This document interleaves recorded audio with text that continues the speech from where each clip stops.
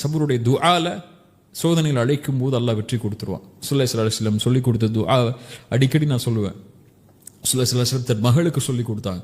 காலையிலேயும் மாலையிலையும் இந்த துஆ ஓதுனாங்க. யா ஹய்யு யா கய்யூம், உயிருள்ளவனே நிலையானவனே, அஸ்தகீது பிரஹ்மதிக், அருளை கொண்டு உன்னிடத்திலே உதவி தேடுகிறேன். அஸ்லிஹ் லி ஷஅனி குல்லஹ், என் முழுமை அனைத்தையும் சீராக்கிய அல்லாஹ், என் காரியங்கள் அனைத்தையும் சீராக்கிய அல்லாஹ்.